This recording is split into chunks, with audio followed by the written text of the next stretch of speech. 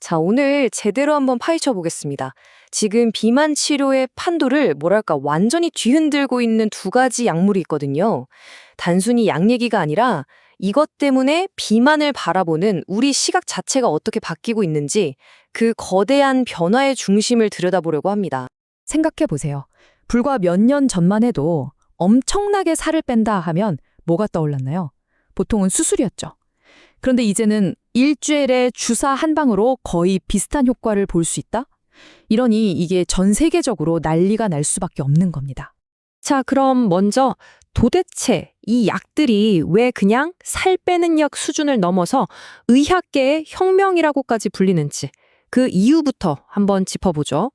자, 한쪽 코너에는 이 게임의 판을 바꾼 기존 챔피언 위고비가 있습니다. 그리고 다른 쪽 코너에는 내가 더 세다고 주장하면서 나타난 강력한 도전자, 바로 마운자로가 버티고 서 있죠. 좋습니다. 그럼 이제 과학으로 들어가 보죠. 대체 어떻게 이런 마법 같은 일이 가능할까요?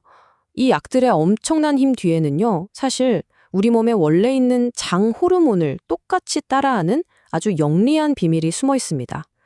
이 호르몬이 우리 뇌랑 직접 대화를 하거든요.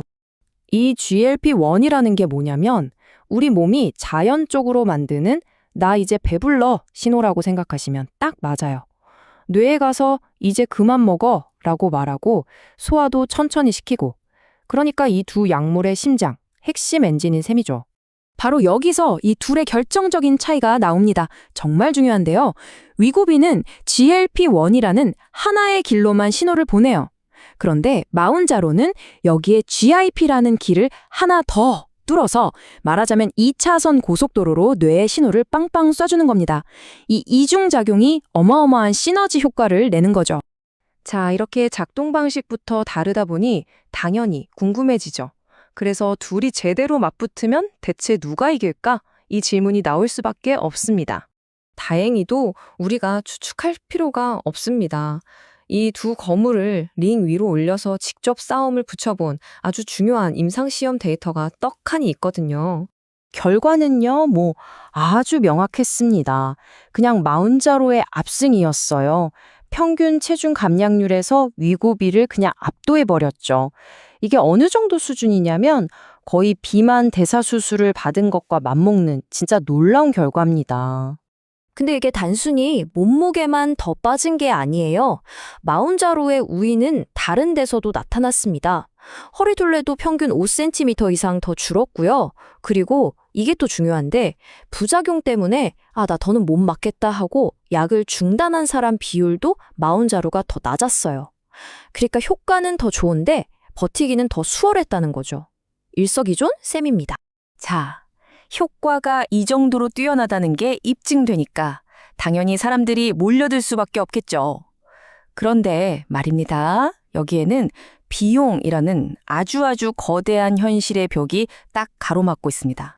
한국 상황을 한번 볼까요? 비만 치료 목적으로는 이 두 약 둘 다 건강보험 적용이 안 됩니다. 한마디로 100% 내 돈 내고 맞아야 한다는 거죠. 그래서 두 회사가 막 가격 경쟁을 엄청나게 하긴 했는데 그래봤자 여전히 한 달에 수십만 원, 환자 입장에서는 정말 부담스러운 금액이죠.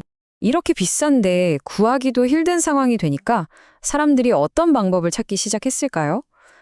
바로 국경을 넘어서라도 더 싼 약을 구하려는 정말 절박한 움직임이 시작된 겁니다. 크게 두 가지 방법이 등장했는데요. 하나는 약값이 더 싼 일본으로 의료 관광을 가는 거였고요. 또 다른 하나는 인도에서 직접 약을 사오는 이른바 직구였어요. 특히 인도 약은 한 펜으로 여러 번 나눠 맞을 수 있어서 비용을 확 낮출 수 있었거든요. 이 상황이 정말 순식간에 번졌어요.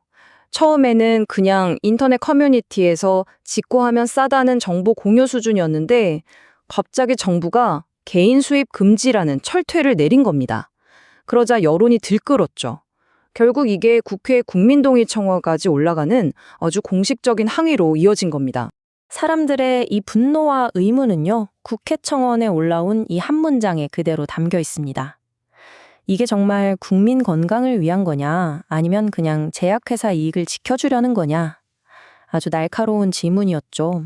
자, 그런데요, 이렇게 약을 구하려는 열풍과 논란이 한창인 와중에 전문가들은 아주 중요한 경고의 목소리를 내기 시작합니다. 일종의 찬물을 끼얹는 거죠. 박경희 교수 같은 전문가들의 경고는 아주 간단명료합니다. 이 약, 완치약 아닙니다. 딱 이거예요. 약을 끊는 순간 뺐던 살은 다시 돌아온다는 어떻게 보면 아주 무서운 얘기죠. 결국 이 세 가지는 절대로 타협할 수 없는 현실인 겁니다. 첫째, 약 끊으면 살 다시 찐다. 둘째, 운동 안 하고 살만 빼면 지방이 아니라 소중한 근육만 다 빠진다. 그리고 셋째, 결국 이 약은 생활습관 개선이라는 본 게임을 도와주는 서포터일 뿐이라는 것. 이 약들은 마법의 약이 아니라 평생 해야 할 숙제를 도와주는 강력한 도구. 딱 거기까진 거죠. 결국 우리는 이 근본적인 질문 앞에 서게 됩니다. 이건 과연 기적의 치료제일까요? 아니면 평생 관리해야 하는 문제에 대한 값비싼 도구일까요? 확실한 건 이 약들이 엄청난 의학적 진보라는 사실입니다. 하지만 동시에 비만은 의지의 문제가 아니라 평생 관리해야 하는 만성질환이라는 사실을 우리 모두에게 아주 선명하게 보여주고 있죠. 여러분의 생각은 어떠신가요?